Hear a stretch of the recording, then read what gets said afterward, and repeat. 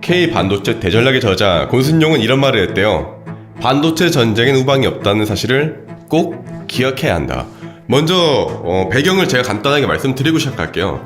반도체 이런 전쟁에 대해서 개략적인 내용들을 다 아시는 분들은 이 시간대로 가주시면 될 것 같습니다. 일본은 1980년대 미국의 기술인 반도체를 미국에 팔면서 미국을 이길 수 있다는 생각을 가졌고 미국에게 철퇴를 맞아 아직까지도 회복을 못하고 있습니다. 역사는 늘 그래왔어요. 미국한테 까불면 안 된다. 현재 미국은 다시 반도체를 미국 땅에서 재건하려고 하고 있으며 미국의 주도로 반도체 질서가 재편될 것은 틀림없어 보입니다. 특히 책에서도 이제 설명되어져 있듯이 과거에는 이 정도는 아니었어요. 왜냐면 CPU와 DRAM의 조합만으로도 데이터 전송을 감당할 수 있었기 때문입니다. 하지만 문제는 역시 인공지능이에요. 인공지능이 고도화되며 상황이 달라지기 시작했어요. CPU 연산의 특징은 뭐냐면 직렬이거든요.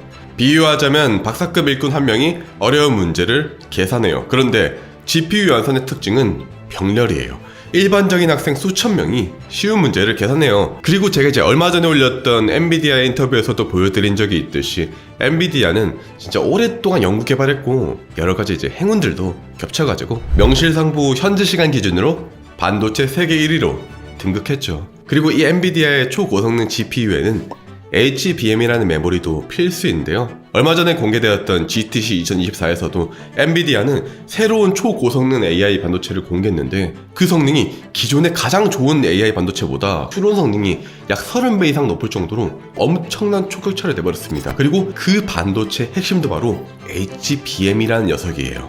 이 HBM은 뭐냐면요, DRAM들을 탑으로 쌓아 올린 반도체인데 이게 속도도 빠르고 용량도 높아서 인공지능 연산에는 필수예요.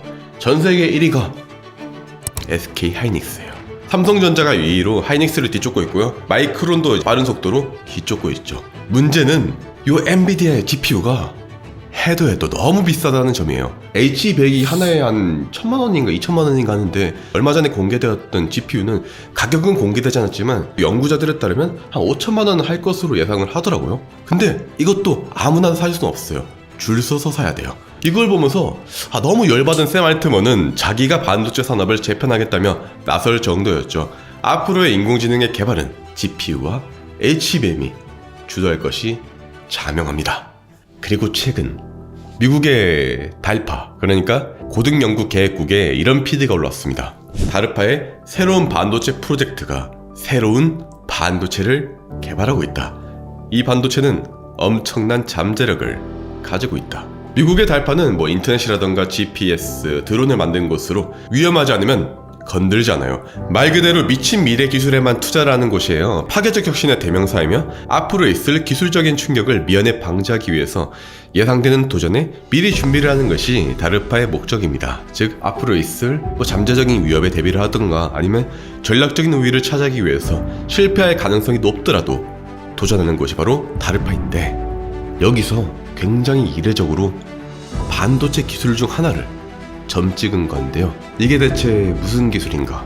인메모리 컴퓨팅을 가능하게 하는 기술입니다.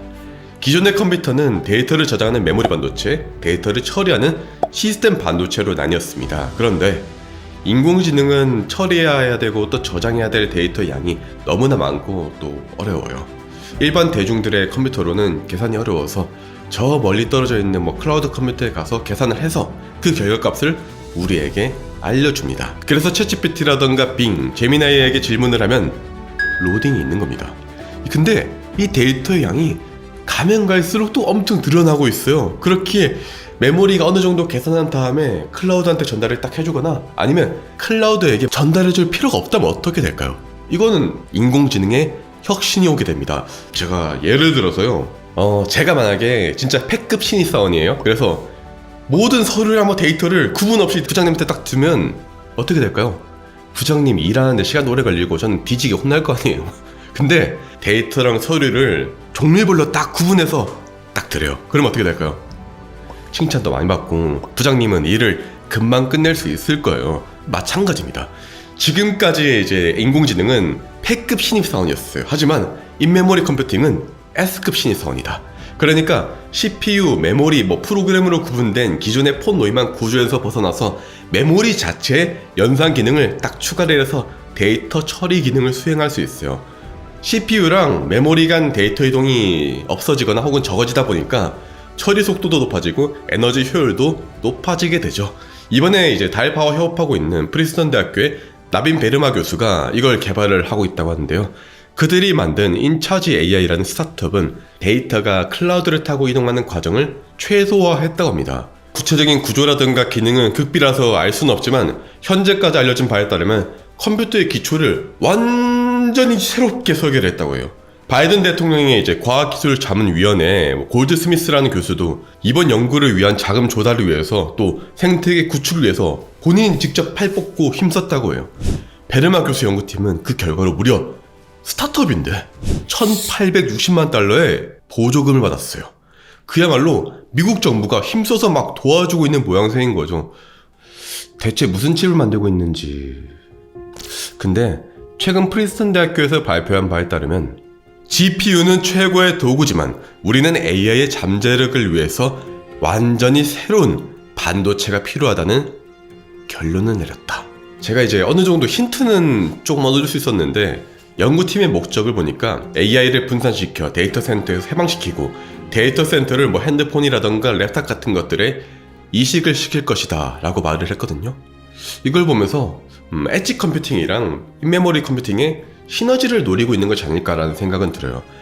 엣지 컴퓨팅은 어렵게 생각할 거 없이 지금까지 AI가 이제 클라우드라는 중앙 서버에서 처리가 되었다면 엣지 컴퓨팅은 우리 근처에서 데이터를 처리하는 거예요. 예를 들어서 스마트폰이라던가 센서들, 각종 IoT 기기 같은 것들, 이게 바로 이제 엣지 장치들의 예시입니다. 인메모리 컴퓨팅은 데이터의 저장과 연산을 함께 수행할 수 있는 기술이에요. 기존의 컴퓨터는 책장에서 필요할 때마다 예를 들어서 이런 책들을 꺼내가지고 보다가 이런 내용이구나 하고 다시 반납을 하곤 했어요. 하지만 인메모리 컴퓨팅은 요 책에 있는 내용물들이 전부 다 제 머릿속에 들어가 있는 거예요. 제가 요 내용들을 다 암기를 한 거죠. 그러면 빠르게 필요한 정보에 접근을 할 수 있게 됩니다. 두 개의 칩을 하나로 합쳐서 대량의 데이터를 이동 없이 혹은 이동을 최소화해서 연산을 할 수 있습니다. 노트에 이제 필기를 함과 동시에 노트가 계산기처럼 계산까지 해주는 거예요. 여기까지 들으셨을 때 어느 정도 반도체 지식이 있으신 분들은 이거 핌하고 비슷한 것 같은데? 라는 느낌을 받으셨을 것 같아요. 요 책의 2부인 K반도체의 극점 돌파에서도 사실 매우 자세하게 설명되어 있긴 한데 삼성전자랑 하이닉스는 HBM은 물론이고 핌 같은 기술에 대해서도 독보적인 기술력을 갖춘 상태입니다. 사실 개발될 때만 하더라도 오히려 외면 받았어요. 저는 반도체 패키지를 전공을 했었거든요. 그리고 패키지를 전공을 했다면 HBM을 모를 수는 없어요. 왜냐면 HBM에 들어가는 핵심 패키지 기술이 TSV라는 녀석이거든요. 그리고 아마 유튜버에서는 제일 먼저 아마 이 내용을 다루었던 것 같아요. 5년 전 영상에서도 볼 수 있었죠. 모두가 지금은 HBM에 집중을 하고 계시는데 제 개인적으로는 오늘 미국의 기술처럼 완전히 새로운 형태의 다른 무언가가 등장할 수도 있고 현실적으로 또 말씀드리면 핌 같은 기술들도 이제 곧 대중들이 인지할 정도로 수면 위로 올라오기 시작할 겁니다. 또 핌이랑 인메모리 컴퓨팅은 약간 다르기도 하고요. 저는 그리고 이 핌을 2021년부터 강조를 했었고 SK 하이닉스에서 개발했던 핌을 인플루언서 중에서 감사하게도 가장 먼저 접하기도 했습니다. 그래서 핌은 무엇일까? 프로세싱 인 메모리의 약자로 CPU에서 처리하던 일부 연산을 메모리에서 처리를 하는 거예요. 더 자세한 내용은 요 책에 있으니까 요거를 봐주세요. 저 좀 먹고 살아야 되지 않겠습니까? 아무튼 HBM은 지금 하이닉스가 먼저 달려가는 형국이에요. 실제로 최근 GTC 2024에서도 엔비디아의 반도체에 이제 SK하이닉스가 HBM을 공급하기로 했고요. 삼성전자는 HBM과 핌을 결합한 HBM 핌을 내놓았고 AMD랑 긴밀한 협력을 하고 있는 등 경쟁을 열심히 하고 있습니다. AMD에서 HBM 핌을 접목시키니까 기존의 GPU보다 성능이 2배 늘었고 에너지 소모가 50%나 급감했다고 말하더라고요. 만약에 이거 수율만 잘 잡는다면 삼성전자의 자존심도 회복이 되고 역전의 기회도 될 수 있지 않을까요? 그리고 삼성전자는 세계 최초로 인메모리 컴퓨팅을 구현하는 등 기술적으로 굉장히 앞서 있는 기업 중에 한 곳이에요. 이 결과를 2022년 네이처에 발표하기도 했죠. 미국이 우리나라 기업들과 협업을 하고 싶어하고 세마이트먼조차 한국을 찾았고 오픈AI의 본사에서 한국의 스타트업들을 초대한 이유가 있는 겁니다.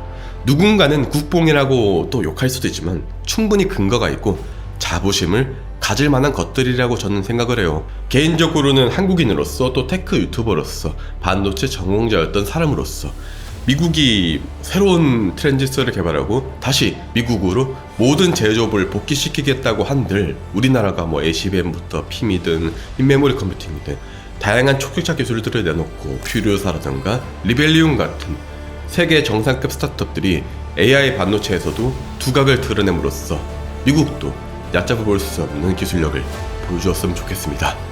K 반도체 대전락의 저자 권순용은 이런 말을 했습니다. 세계는 삼성전자와 SK하이닉스의 문을 두드릴 수밖에 없다. 반도체 시장에서 다시 한국의 시간이 오고 있는 것이다.